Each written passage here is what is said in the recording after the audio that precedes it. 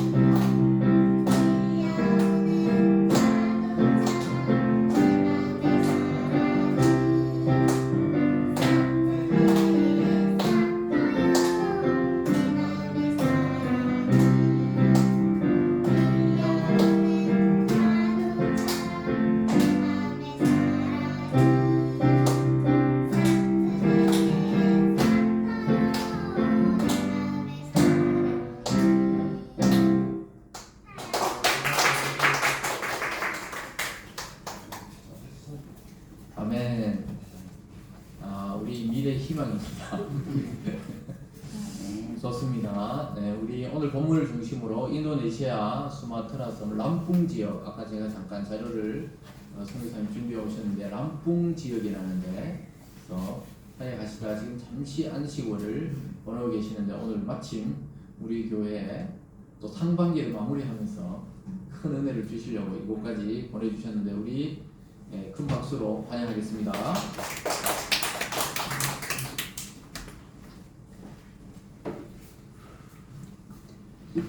할렐루야. 예, 주님 안에 가운데 함께 또 예배드리며 하나님을 찬양하는 시간이 있어서 너무나 감사드립니다. 해설교회에 와서 예배드리는데 고개를 들기가 조금 어렵다 이런 생각이 듭니다. 왜냐하면 저희 아내가 제가 처음에 설교할 때 얼굴을 못 보겠다고 그러더라고요. 부끄러워서. 제가 이제 오늘 앉아있으면서 김성훈 목사의 얼굴을 보기가 상당히 어려운 그런 생각이 많이 들어서 봐야 되지 그죠? 목사님 얼굴을 계속 봐야 됩니다. 늘 참 웃으면서 또 행복하게 여러 어려움과 또 환난 많지만 즐겁게 목회하는 우리 김성훈 목사님 또 성도님들 만나면서 반갑고 저는 인도네시아 수마트라 람풍이라는 곳 사역하고 있는 이정규 선교사입니다. 11년째 저희들이 사역을 하고 있고 저번에 가운데 기도해 주셔서 늘 안부 물어주시고 또 기도해 주셔서 기도 가운데 11년이 금방 지나갔습니다. 11년이 한 100년은 되는 것 같아요. 사실은 김성우 목사님 마음하고 비슷하겠나 싶습니다. 건강하게 이렇게 여러분들도 코로나 기간에 어려움도 많이 있었지만 이렇게 같이 5천 계단을 넉넉하게 올라와서 예배 드리는 것이 하나님의 은혜인 줄 믿습니다. 네. 오늘 특별히 6월 말씀하신 대로 6월 마지막 주일이고 또 6월 25일은 또 우리 전쟁이 있었던 뜻있는 날인데 이 시간 하나님 앞에 예배드립니다. 상반기 6개월 동안 하나님께서 저희 또 교회와 또 가정과 사역들을 인도해 주기로 믿습니다. 에베네셀 하나님을 찬양하면서 남은 6개월도 어떻게 하나님 은혜 가운데 보낼 수 있을지 또 기도하고 또 오늘 이 시간 말씀을 통해서 은혜 받는 시간이 됐으면 좋겠습니다. 오늘 이 짧은 시간에 제가 나누고 싶은 것은 저희 그 선교지 수마트라 람풍이라는 곳이 어떤지 잠시 그 지역에 대해서 또 나누고 특별히 그 지역에 많은 사람들이 믿고 있는 종교가 이슬람이라는 종교입니다. 우리가 한국이나 이 대구 땅에는 이슬람이 아직 많이 없는데 아마 앞으로 이슬람이 우리가 대연동에서 최근에 뉴스를 통해서 많이 봤잖아요, 그죠? 그 이슬람이 이제 전 세계로 확산되는 가운데 있습니다. 아주 빠른 속도로 이슬람이 확산되고 있는데 이 이슬람이 도대체 어떤 종교인가라는 것을 잠시 나누고 또 말씀을 나누는 시간을 가지려고 합니다. 제가 이 인물을 잠시 나눠드렸는데 여기 보면 첫 번째 페이지에 보면 인도네시아 수마트라 람풍이라는 곳이 있습니다. 그 별표가 보이는 곳인데요. 인도네시아는 인구가 2억 8천의 인구입니다. 인구가 세계에서 네 번째로 많습니다. 첫 번째 많은 데가 어디죠? 인도가 많고 두 번째가 어디죠? 중국.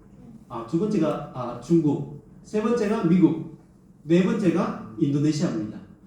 2억 8천이라는 인구는 뭐 저희 나라도 5천만 명 되는 인원이 사람이 이 땅에 살아가고 있는데 2억 8천이라는 인구는 어떻게 생각하시냐면 가는 데마다 사람이 많습니다. 가는 곳곳마다 골목마다 시골에나 산이나 어디나 사람이 가득 차 있다 이렇게 생각하시면 됩니다. 그런데 앞으로 이 2억 8천이 그러면은 어떻게 될 것이냐? 한국과 달리 급속하게 인구가 증가하고 있습니다. 인구가 증가한다는 것은 사실 상당히 중요한 문제죠. 첫 번째로 아직도 이 하나님 알지 못하는 사람들이 많다, 엄청나게 이런 것이 있고 증가한다는 것은 또 그들이 믿고 있는 종교가 급속하게 증가하는 것이죠. 그래서 인도네시아는 교회도 상당히 부흥하고 있습니다. 가는 곳곳마다 교회들이 한국에 이전에 70년, 80년처럼 교회가 한 군데 있다가 그 다음에 가면 또 자그마한 교회가 옆에들이 생기고 이런 교회가 계속 전체적으로 성장하고 있는 교회죠. 여러분들이 교회를 바라볼 때 어떻게 바라보시는지 모르겠지만은 이 시대의 교회가 많은 사람들이 교회는 앞으로 많이 줄어들 거야, 없어질 거야 이렇게 생각하시는 분들이 많은 것 같아요. 그러나 절대로 그렇지 않습니다. 여러분. 하나님께서 이 세상 가운데 심어 놓으신 이 겨자씨 같은 이 복음은 하나님의 방법으로 하나님의 시간에 하나님의 뜻 가운데 끊임없이 이 겨자씨는 확산되고 있어요. 이 겨자씨가 작은 씨지만 이스라엘이라는 곳에 시작됐지만 이것이 끊임없이 푸르른 잎사귀를 피우고 그 다음에 열매가 되어서 많은 나라들이 그 가운데 와서 쉬게 된다라는 그런 성경 마태복음 13장에 그런 구절 있잖아요. 하나님의 이 교회, 하나님의 복음은 딱 끝까지 계속 확산되면서 성장하고 있다는 것입니다. 특별히 남반구에 있는 교회들이 많이 성장하고 있죠. 남미 같으면 브라질, 멕시코 이런 지역들 이제는 저희들이 한국 선교사 참 많이 갔던 지역이에요.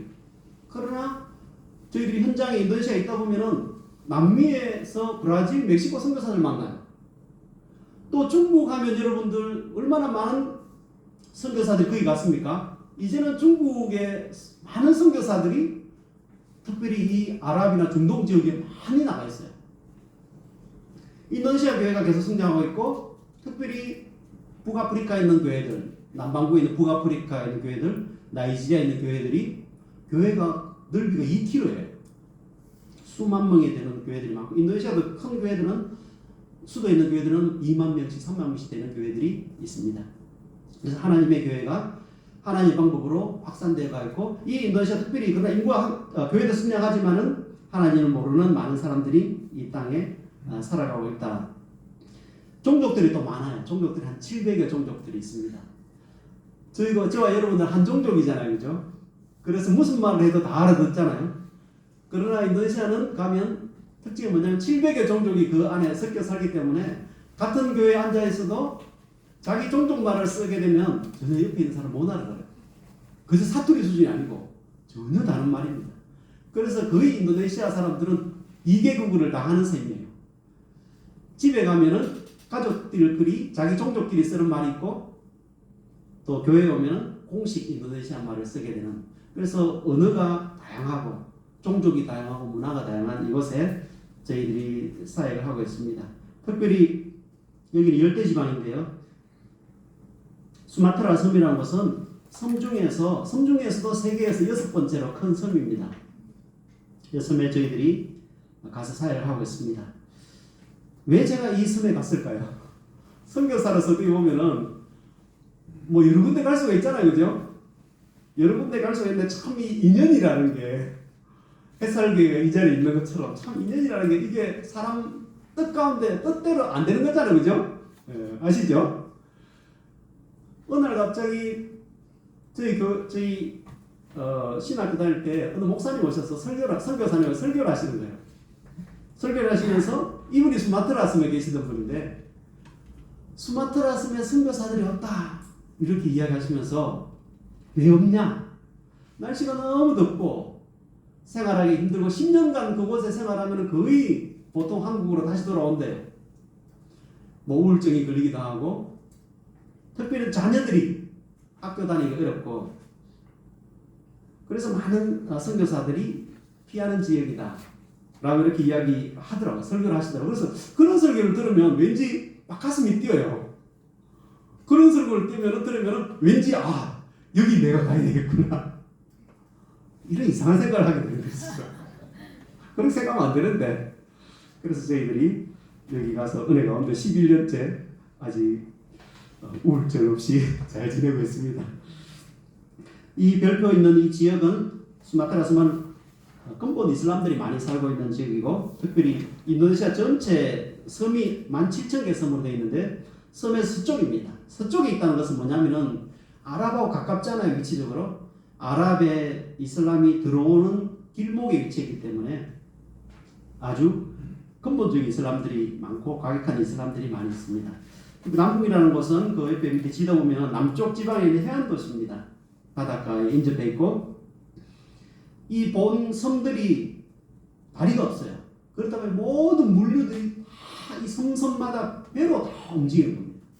저희들이 수도에 내려서 배를 타고 가게 되면 비행기를 타고 가는 것도 있지만 배를 타게 되면 차를 배에 싣고 2시간을 배 타고 가서 거기 내려서 다시 한 1시간 반 정도 차를 타고 가면 저희 람풍이 살고 있는 지역이 있는데 이 배로 다 움직여서 물류들이 이동하는 그 가운데 있어서 물가가 상당히 섬은 물가가 비싸죠. 그죠?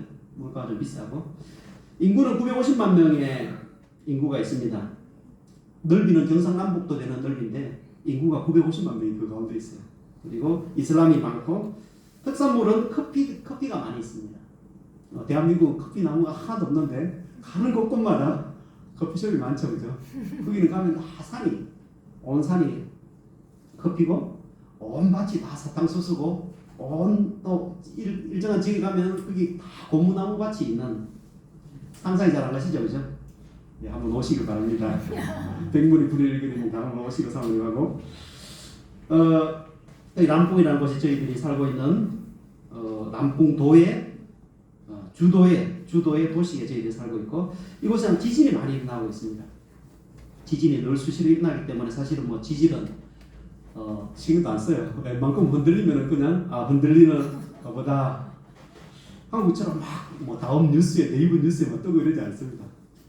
지진이 수시로 일어나는 한태평양 지대에 지진이 많이 일어나는 곳이고 항구가 있으니까 많은 물류들이 오고 가는 그래서 성경으로 따지면 그 빌립보 지역과 같은 요충지죠. 그래서 저희들이 이곳에서 사역하면서 이 복음이 이 수마트라 전 지역 북쪽으로 올라갈 수 있는 기지가 됐으면 좋겠다라는 생각을 하고 있습니다.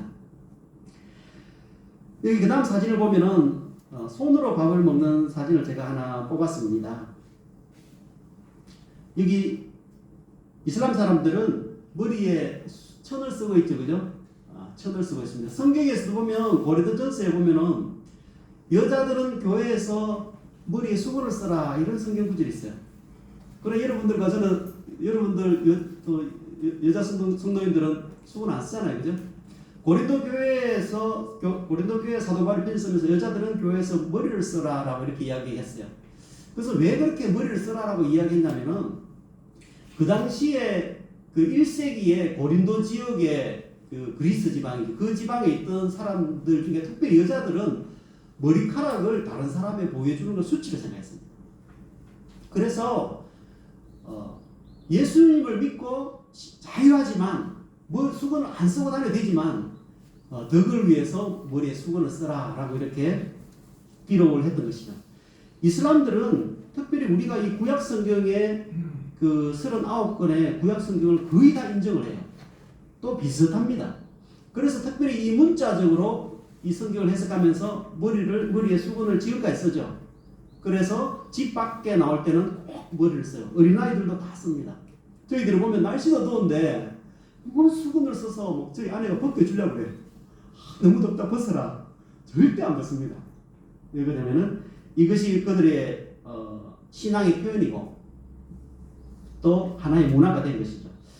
이 중고등학생 아이들인데 손으로 밥을 먹습니다. 어른들도 손으로 밥을 많이 먹는 인도네시아 사람들인데 저희들이 손으로 밥을 먹으면 여러분 어떤 생각 들어요? 아유 지저분하다.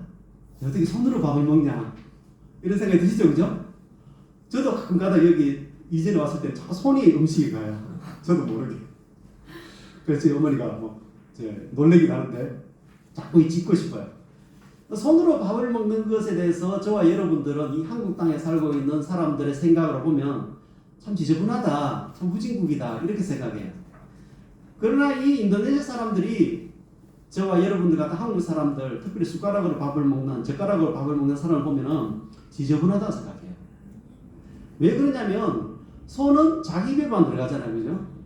자기 입에만 들어가지만 젓가락, 숟가락은 여러분 뭐 식당에 가면은 이 사람도 먹고 저 사람도 먹고 그렇잖아요, 그죠? 어떻게 깨끗해요? 손이 깨끗해요, 숟가락이 깨끗해요? 손이 깨끗하죠, 그죠? 여러분들 오늘 집에 가서 손으로 좀 씻어가시기 바랍니다. 이 생각이 다르다는 것입니다. 인도네시아 사람들이 가지고 있는 생각, 한국 사람이 가지고 있는 생각, 이것이 다르다는 것입니다. 어떤 게 다르다는 것이 없어요. 다르다는 것을 우리가 인정해야 된다라는 것이 다른 외국 사람들을 바라볼 때 선교 현장에서 중요하다는 것입니다. 여러분들이 아프리카에 계시는 선교사님들을 보면서 야 아프리카에는 코브라들이 막 이만한 코브라들이 정글에 다니면서 얼마나 무서워요. 그래서 거기 물려서 사람들이 적사하기도 하잖아, 그죠? 그러면 야 아프리카 선교사님들, 아프리카에 사는 사람들 너무 불쌍하다. 저 아프리카에서 저 위험한 데서 어떻게 저 아프리카 사람들 살아갈까 이렇게 생각하는데 아프리카 사람들이 한국 사람이나 선진국의 사람들을 봤을 때도 그렇게 생각합니다. 와, 이 미국 땅, 이 한국 땅, 저 위험해서 어떻게 산 저기서? 왠지 아십니까? 차가 이 1톤 되는 차들이 100km씩 달리잖아요, 길에서. 거기서 1년에 교통사고 나가 죽는 사람 몇 명이에요? 아마 계산을 하면은 아프리카에서 1년에 코브라에 물려 죽은 사람보다 교통사고 나가 죽은 사람이 더 많아요, 저거요. 더 많아요. 그래서 우리가 다른 사람을 바라볼 때, 또 나와 다른 신앙의 사람들을 바라볼 때, 다른 외국인들을 바라볼 때, 아, 저 사람들은 하층민이다, 낮은 사람들이다, 못 배운 사람들이다, 미개인들이다, 이렇게 생각하면 안 된다는 것입니다. 아, 나와 다르구나. 다른 신앙의 모습들도 있구나. 다른 교파들도 나름대로 그들의 색깔이 있구나. 이렇게 생각하는 것이 성경에 가장 중요하고, 저도 참 시행착오를 많이 겪었는데 우리가 살아가는 데도 마찬가지로 다른 사람을 이해하는데 도움이 된다는 것입니다. 저 사람 왜 저래? 도저히 이해가 안 돼. 그런 경우 많잖아요, 그죠? 그러나 그 사람들의 배경을 알아보고 그 사람들의 생각을 또 조금 나눠보면은 이해되는 것이 많다는 것입니다. 특별히 그 다음 사진을 보면 저희 그 동네에 살고 있는 그 이슬람 사람들입니다. 여기 저희 집안 마당인데요. 저희 아내가 이전에는 개 모임을 했어요. 여러분들 개 아시죠? 그죠? 개 모임 하면 사람들이 한 달에 한 번씩 모여서 개돈을 태워서 흔들어요. 흔들어서 이제 뽑아서. 그러면 그 다음 달 개 모임은 뽑은 집에서 하죠. 그죠? 개돈 탔는 집에서 뽑아서 식사도 하고. 초반에 저희 아내 가서 이제 거기서 개 모임을 했어요. 개 모임을 해서 저희 집에서 와서 식사하고 사진도 찍고 했는데, 이슬람들이 기독교인들 집에 들어올 때는 이렇게 예를 들자면 저희들이 물을 이렇게 주잖아요. 안 마십니다. 절대 손을 안 대요. 왜 그러냐면은 이슬람들을 사람들이 생각할 때는 자신들이 거룩한 사람이고 깨끗한 사람들이에요. 그리고 기독교인들 사람들은 부정한 사람들입니다. 기분 나쁘시죠, 그죠? 구약 성경에 보면은 이스라엘 사람들이 지나가다가 시체에 자기 손이 대이면 부정해지잖아요. 부정해지면은 성전에 들어가서 예배를 못 드려요. 그게 가장 기본적인 생각입니다. 여러분들과 제가 지금 이 자리에 나와서 예배 드릴 수 있는 것은 저희들은 부정하지만 그 부정함을 정결케 하신 예수님의 보혈로 그 은혜를 의지해서 이 자리에 앉아 있는 것입니다. 깨끗하지 않은데 하나님은 나올 수가 없어요. 그래서 이 사람들은 정결을 유지하는 게 최고의 목적입니다. 그런데 기독교인들은 부정한 사람들이기 때문에 이방인들이고 특별히 돼지고기를 먹잖아요. 돼지고기를 먹기 때문에 돼지고기는 구약 성경에 먹으면 돼요, 안 돼요? 레위기 11장에 보면은 이 구약 성경에 먹지 말라고 이야기했어요. 먹으면 안 되는 것 중에 하나가 돼지고기입니다. 가정한 것입니다. 부정한 것입니다. 그런데 우리는 예수님 안에서 믿음으로 먹고 그것을 하나님 영광 돌리는 것이 중요하기 때문에 모든 것을 다 먹는 감사함으로 먹는 것이죠. 그러나 이슬람 사람들은 절대 돼지고기를 안 먹습니다. 근데 기독교인들은 돼지고기를 먹고 요리하기 때문에 이 그릇에 이 돼지고기에 더러운 것이 붙어 있다고 생각해요. 그래서 이런 물을 컵에 주면 안 마십니다. 안 만져요. 그래서 저희들 처음에 그것도 모르고 다 초대해서 막 음식을 대접한다. 그게 안 먹어요. 손도 안 대요. 저희들 왜 안 드시나? 배부르대요, 자꾸. 그런데 알고 봤더니 이 사람들은 그런 생각을 가지고 있는 것이죠. 그래서 옆에 있는 아주머니가 조용히 와서 하는 이야기가 저희 아내 보고 다음에 음식 차릴 때 일회용을 다 갖다 놔라. 일회용 음식 있잖아요. 빨대 꼽아서 마시는 음료수 같은 거. 일회용을 놔서 각자 이렇게 먹을 수 있도록 해놓으면 다 먹는다. 그렇게 해서 저희들이 많이 배웠죠. 그래서 이슬람들 그런 생각을 가지고 있구나. 저희들이 가지고 있는 예수님 안에 가지고 있는 믿음은 내가 거룩한 사람이면 깨끗한 사람이면 부정한 사람을 만지면 그 사람도 나로 인해서 깨끗해지잖아요. 예수님은 나병 환자, 혈루증 거인 여인들 그 당시 사람들은 더러워 안 만졌지만 예수님 다 먼저 손을 만지잖아요. 그 당시의 생각으로 봤을 때는 그것은 완전히 잘못된 것입니다. 그러나 예수님은 그들을 불쌍히 여기고 그들을 만지고 회복시키잖아요. 이것이 기독교입니다. 내가 거룩하기 때문에 내가 서 있는 땅이 거룩하고 내가 만나는 내가 접촉하는 모든 사람이 나를 통해서 거룩해지는 이것이 우리의 신앙이죠. 특별히 이 무슬림들이 보면은 머리에 쓰고 있는 이 천이 색깔이 알록달록합니다. 이 색깔이 알록달록하다는 것은 뭐냐면은 이들이 믿고 있는 종교가 많은 종교가 섞였구나 이렇게 생각하시면 됩니다. 그런데 점점 더 서쪽으로 이렇게 이제 아랍 지역으로 가다 보면 색깔이 검은색이고 또 전체 길어져요. 지금 여기 인도네시아 사람들은 주로 어깨까지 오는 천이잖아요. 히잡이라고 하는 게. 그런데 서쪽으로 이제 사우디나 이란, 이라크 쪽으로 가면은 이것이 검은색으로 다 바뀌면서 발끝까지 와요. 그러면 이 사람들은 근본주의 이슬람이구나. 철저하게 이슬람을 따르고 다른 모든 것들을 더러운 사람들로 생각하는 그런 근본주의 이슬람이다 생각합니다. 근데 인도네시아는 이슬람이 있지만 이슬람의 토대 가운데 그 밑에 기본 사상은 힌두교가 있고 불교가 다 있어요. 그래서 저희들하고 약간 정서가 맞아요. 한국 기독교도 유교나 불교나 이런 종교 위에 서 있는 부분이 있어요. 우리는 의식하지 못하지만. 그래서 이분들은 이런 예를 들어 이슬람을 믿지만 사람이 돌아가시면 100일째 모여서 자기들이 제사 비슷한 걸 지내 예배를 드려요. 100일째 일을 지내는 것은 이슬람에 나오는 것이 아닙니다. 힌두교나 불교에서 다 나오는 거예요. 근데 이제 그렇게 토착화 된 이슬람들이죠. 이 색깔이 다양한 게 많습니다. 히잡의 색깔이 이분들 집에 가면 빨주 노초 파남보가 다 있어요. 여자분들은. 그래서 내 위의 색이 남색이다. 하면은 머리에 쓰는 색깔도 남색으로 코디를 하는 거예요. 분홍색 옷을 입었다, 빨간색 옷을 입었다, 또 빨간색으로 코디를 하고 이렇게 종교가 그들 삶 가운데 문화로 자리 잡아요. 아주 그러니까 이 종교가 뿌리가 깊어요. 그저 뭐 예배 드릴 때만 종교가 아니라 365일이 다 종교로 시작해서 종교로 끝나요. 빨간 날 쉬는 날이 다 종교와 관련된 날이고 아침에 제일 첫 번째 눈 뜨면은 사원에서 기도하는 소리가 들려요. 잠자기 전 7시 반까지 7시 반에 기도하는 소리로 바로 끝나는 거예요. 이 이슬람은 도대체 무엇인가 라는 것을 우리가 잘 알 필요가 있다는 거죠. 왜 그러냐면 서두에 말씀드렸듯이 이슬람이 점점 더 전 세계로 확산되고 있습니다. 유럽에 지난번에 월드컵 경기 결승전 그 아르헨티나하고 프랑스죠.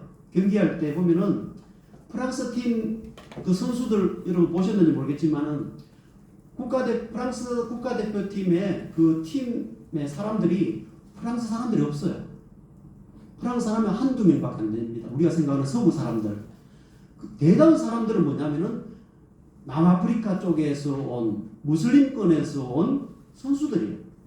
용병이 아니죠. 이제 귀화를 했으니까. 그만큼 유럽에 지금 전체적으로 이슬람이 확산되고 있고 전 세계적으로 이슬람이 인구가 증가하고 있잖아요. 급속하게. 북반구에 있는 많은 서구 선진국의 나라들은 인구가 지금 급격하게 감소하고 있지만 남반구에 있는 특히 이슬람권에 있는 사람들은 보통 4명씩 5명씩 아직도 놓는 집이 있어요. 그게 많아요. 보통 2명이 적절하다 생각하고 인구가 너무 많으니까 그렇게 하지만 3명, 4명씩 되는 데가 많거든요. 그래서 이것이 인구가 증가함에 따라서 끊임없이 전 세계로 확산되는 거죠. 외국인 근로자로 가기도 하고 여기 성서지방에도 성서지역에도 외국인 근로자가 많잖아요. 그죠? 20년, 30년 전만 해도 외국인 근로자들 있었습니까? 없었죠. 그죠? 지금은 많습니다. 성서도 많고 뭐 인천 지역에도 많고 그 사람들이 그냥 옵니까? 초기 인도네시아에 이슬람이 왔던 것처럼 이런 장사를 통해서 근로자를 통해서 또 경북대 같으면은 그 유학을 통해서 점점 더 와서 처음에는 잘 안 보이죠. 그렇지만은 점점 더 사원을 짓고 세력을 확장하고 세력이 확장되면은 이제 정부에 요구를 하는 겁니다. 우리 사원을 지어달라. 그러면 정부는 그 요구를 들어줄까요? 안 들어줄까요? 들어주겠죠. 왜? 다 표와 관련돼 있거든요. 정치적인 표와 관련되기 때문에 그런 이익 집단의 요구를 다 들어줄 수밖에 없는 겁니다. 그런 일들이 유럽과 미국 가운데 일어나고 있다는 거죠. 그래서 기도하는 것도 우리가 여러분들 유튜브 같은 데 보신 적도 있으시겠지만 예수님 이름으로 기도하는 것조차 이제는 허용이 안 돼요. 그래서 온갖 이름으로 다 기도를 한다든지 이런 일들이 일어나기 때문에 우리가 이슬람에 대해서 좀 이해할 필요가 있다는 것입니다. 두 번째 페이지 보면 이슬람이 믿는 종교의 핵심이 뭐냐면 코란이라는 경전이 있습니다. 저희들이 성경을 이렇게 믿고 성경을 공부하는 것처럼 이슬람은 코란이라는 경전이 있습니다. 이 이슬람의 전 세계 인구는 16억입니다. 16억이 이 코란은 두껍지 않아요. 114장으로 되어 있는데 아주 짧아요. 이 코란을 철저하게 진리로 믿고 그들의 신앙생활을 해나간다는 거예요. 16억이 그렇게 믿고 있다. 80억 중에서 16억입니다.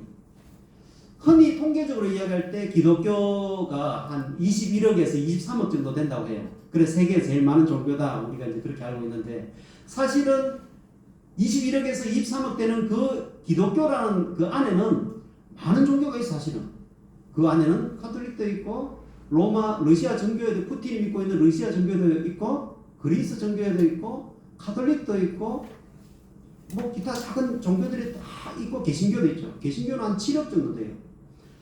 이것을 다 합쳐서 21억에서 23억이라고 해요. 그런데 이슬람은 단일 종교로 16억이 이 코란이라는 이 경전을 믿고 살아간다는 거죠. 이 경전의 내용은 무엇이냐? 도대체 16억이라는 사람이 철저하게 믿는 그 코란의 내용은 무엇인가 라는 것에 제가 좀 말씀드리겠습니다.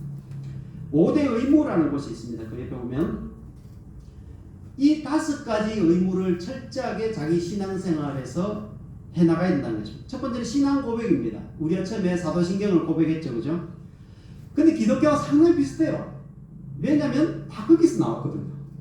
다 다 구약 성경에서 나오고 다 기독교의 영향을 받은 거예요. 무함마드는 6세기에 이 이슬람을 만들면서 그 내용이 다 갑자기 하늘에 떨어졌겠어요? 그렇지 않습니다. 자기가 살고 있던 그 아랍 지방에 그 당시에 있던 많은 종교들, 특별히 기독교, 그 당시에 어떤 가톨릭이죠. 가톨릭 영향을 많이 받고, 그 다음에 이 신약 성경과 신약 성경 이외에 또 경전들이 있습니다. 외경이라는 경전들, 그런 것들의 영향을 많이 받아서 세워졌기 때문에 유사해요. 이단이 그렇잖아요, 그죠? 유사합니다. 첫 번째는 신앙 고백인데, 신앙 고백, 우리가 사도신경 고백했던 것처럼 하루에 5번씩 그 해교 사원에서 매일 방송이 나와요. 신앙 고백의 핵심은 뭐냐면은 알라가 유일하신 하나님이고 무함마드가 그의 보내신 선지자다. 이거를 방송에 하게 해요. 그 방송에 나올 때는 모든 TV는 스톱입니다. TV에서 다 나와요. 연속 꼭 보다가 잠시 쉬어야 돼요.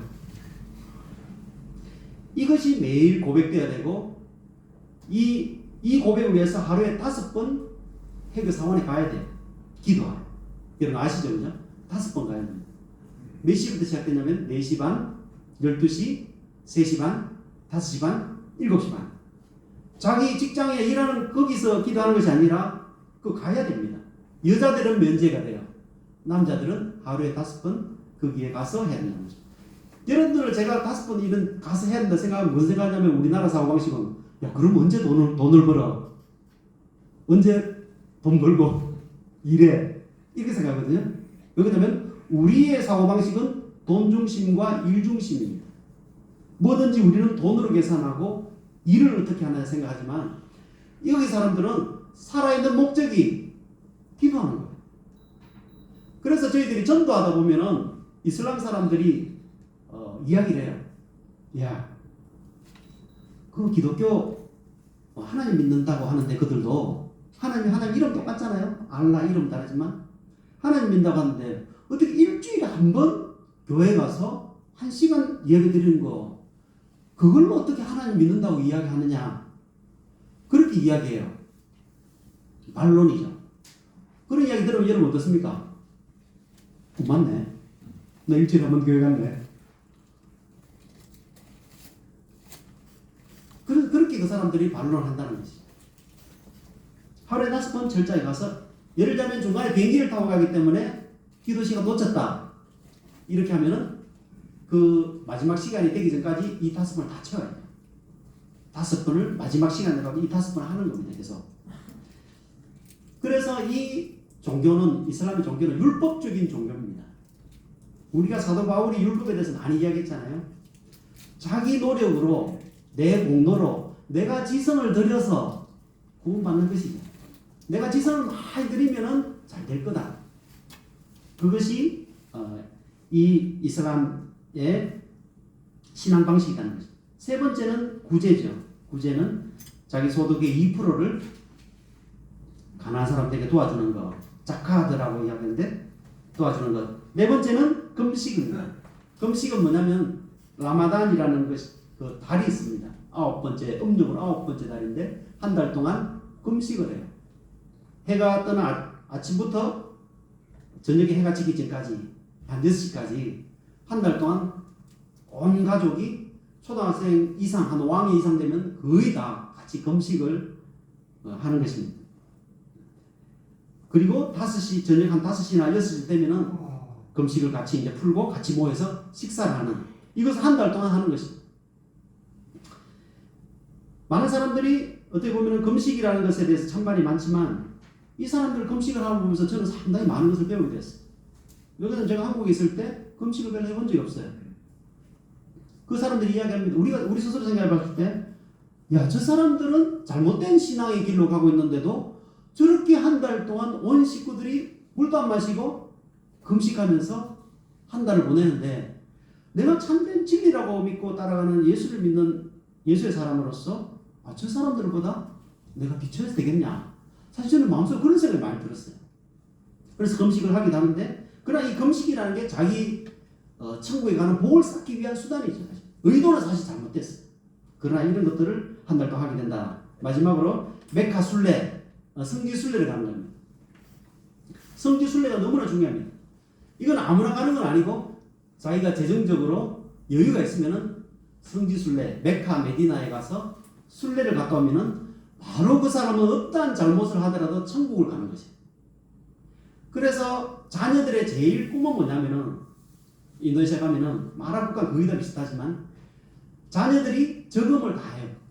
자녀들 삼형제가 삼형제 돈을 모아요. 계속. 엄마 아버지 돌아가시기 전에 메카 메디나 성지 보내서 갔다 올 수 있도록. 이게 자녀들의 1순위 꿈이에요. 왜 그러냐면 거기 갔다 오면 그 이슬람 교리가 천국 가는 거잖아요.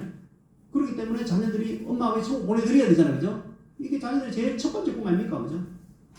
그래서 돈 모아서 엄마 아버지 메카 메디나 갔다 오도록 해주는 거. 그러다 보니까 이제 나이 드신 분들이 많이 가는 거죠. 사우디는 이제 이 전 세계 아랍 국가에서 오는 이 순례객들이 할당돼 있어요. 인도네시아는 1년에 10만 명. 여기는 너무 많이 오면 사람들이 맙사이가 다 죽고 하니까 다 정해져 있어요. 쿼타가. 그래 이 10만 명 안에 매년 들어야 되는데 들기 어렵거든요. 그래서 몇 년째 지금 예약이 밀려 있고 뭐 이런 가운데 있고 그나마 가시는 분들 중에 나이 드신 분들 많죠. 그죠? 마지막에 지연제가 많잖아요. 우리가 그죠? 인간의 지연제가 많잖아요. 그러니까 천국 가는 게 확실한 티켓이니까 무조건 가야 되는. 그래 거기 가서 많이 돌아가시는 거죠. 거기가 현장에서 비행기 타고 멀리 가시고 거기 가서 덥고 하다 보니까. 근데 이 5개 의무를 철저하게 행하는 종교가 이슬람이다라는 것입니다.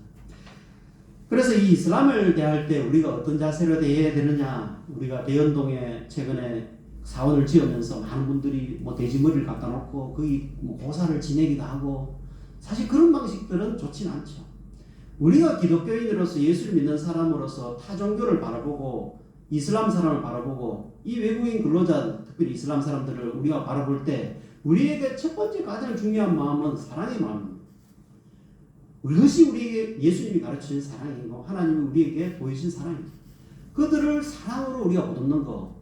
또 외국 땅에 여러분 와서 사는 게 뭐 저도 외국 땅에 살고 있지만 쉽지가 않아요. 온갖 어려움들이 많습니다.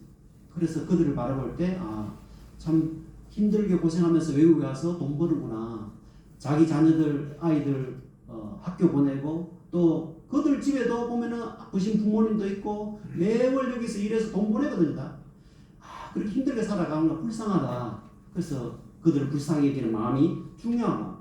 근데 두 번째 불쌍한 이런 인류애적인 마음만 가지고는 안 된다는 것입니다. 두 번째 우리가 마음속에 가지고 있어야 될 것은 이슬람들은 잘못된 교리를 믿고 있는 종교구나 라는 것을 우리가 먼저 알아야 됩니다.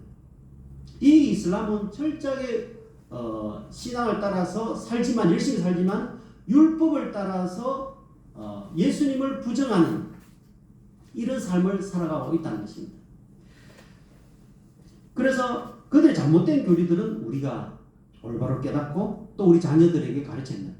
최근에 많은 젊은 사람들이 이슬람으로 개종하는 사람들이 많습니다. 한국인으로서 이슬람을 따르는 사람이 5만 명이 된다고 이야기해요. 이런 처세 가운데 우리가 우리 자녀들에게 이 잘못된 율법을 따라 사는 종교가 얼마나 불안하고 그래서 이 사람들은 제가 물어봐요. 구원받을 확신이 있습니까? 천국 갈 확신이 있습니까? 이래 물으면 인샬라 주님의 뜻대로 이런 것이죠. 죽어봐야 한다는 것이죠. 그런 믿음의 확신이 없으니까 우리처럼 예수님 안에서 이미 우리가 천국을 소유하게 된 하나님의 자녀라는 확신이 결정난 것이 없다는 거죠. 그렇기 때문에 얼마나 불안하겠어요. 불안하니까 이걸 열심히 더 하는 거예요. 불안하면 뭐라도 해야 되잖아요. 그죠? 그렇게 하다 보니까 진리를 모르고 어두운 가운데 살아가는 이 이슬람을 우리가 이곳에서 보게 되고 우리도 이 한국 땅에 앞으로 많은 이슬람들이 몰려올 텐데 첫 번째는 사랑의 마음으로 그러나 두 번째는 잘못된 종교다라는 것을 우리가 마음에 깨달아야 한다는 것입니다. 이런 상황 가운데 저희들이 하고 있는 사역을 잠시 소개해드리면 저희들은 묵상 사역을 하고 있습니다. 우리가 아침에도 저기 뒤에 나눠주시던데 성경 묵상집을 저희들이 매월 이렇게 매일 성경처럼 이걸 현지어로 매월 만들어서 현지 구독자들과 교회에 나누어서 매일 말씀을 같이 읽도록 하는 것이죠. 큐티라는 게 사실 한국에서는 많이 알려져 있잖아요, 그죠? 그런데 인도네시아 가서 큐티라고 이야기하면 아무도 몰라요. 매일매일 성경에 있는 사람이 없어요. 많은 목회자들이 성경 66권 처음부터 끝까지 읽어보지 않은 사람들이 많아요. 그런 가운데 있는데 저희들이 매일매일 말씀을 묵상하고 또 개인적으로 묵상할 뿐만 아니라 이것을 소그룹을 모아서 같이 소그룹을 만들어줘서 거기 모여서 나누어서 말씀을 나누도록 내가 받은 은혜가 이렇다라는 것은 우리 구역 모임과 비슷한 것이죠. 셀 모임하고 비슷한데 나눌 수 있는 모임들을 계속 만들어서 오래 말씀을 읽을 수 있도록 이렇게 제가 가르치겠습니다. 선교지에서 많은 사역들을 할 수 있겠죠. 많은 사역들을 할 수가 있고 할 일이 사실 너무 많습니다. 그러나 왜 제가 이 사역을 집중적으로 하고 있냐면 그것은 여러분과 제가 믿고 있는 것처럼 사람이 어떻게 변화되나, 제가 어떻게 변화되었나, 여러분들이 어떻게 정말 변화되었나, 변화되었잖아요, 그죠? 어떻게 변화되었나를 곰히 생각할 때 우리가 많은 서점에 가서 책도 읽어보고 공부도 해보고 뭐 대학원도 다녀보고 뭐 하지만은 뭐 나라가 발전하기도 하고 뭐 교육 수준 높아지기도 하고 하지만 사람이 변화가 안 된다는 것입니다. 수천 년 전에 있었던 그 문제들이 여전히 오늘날도 인간 내부 가운데 죄란 이름으로 남아있다는 것입니다. 여러분들이 선진국이 되고 경제가 더 좋아지고 하면 모든 우리의 당면한 문제들이 다 없어지게 생각하지만 절대 그렇지 않습니다. 인도네시아 사람들이 고민하는 문제, 한국 사람들이 인도네시아 사람들이 한국 사람 바라볼 때 얼마나 불효하는지 몰라요. 왜 그러냐면 인도네시아 사람 한 달 일하면 받는 돈이 뭐 30만 원 남짓한 돈인데 대학 졸업해도 한국에는 뭐 200만 원, 300만 원 받잖아요. 그 사람들이 꿈꾸고 있는 한국이라는 거는 정말 천국 같은 것이. 그래서 많은 인도네시아 사람들은 한국 국적을 가지는 것이 어떻게 보면은 뭐 최고의 인생의 목표가 될 사람도 많습니다, 지금. 그런데 한국에 살고 있는 우리는 여러분 그렇게 행복하십니까? 그렇지 않죠. 뭐 또 부족해. 뭐 좀 더 있어야 될 것 같아요. 더 나라가 안정돼야 될 것 같아요. 더 경제가 더 돼야 될 것 같아요. 문제는 거기에 답이 없다는 것입니다. 모든 인간의 답은, 인간이 변화되는 답은 어디 있냐? 하나님 말씀이다. 하나님 말씀이 그 사람을 변화시키고 영혼을 변화시킨다라는 것입니다. 아멘이시죠? 이 하나님 말씀을 그래서 우리는 꼭 붙들고 이 땅을 살아가는 것입니다. 그래서 제가 이 사역들을 하면서 물론 이것은 사역을 하기 위한 것도 있지만 제 자신을 위한 것입니다. 선교지에서 살아가기 힘들어요. 그래서 이 말씀을 꼭 안 붙들면 살기 힘든 것입니다. 많은 공격들이 있고 위험들이 있고 뭐 강도의 위험들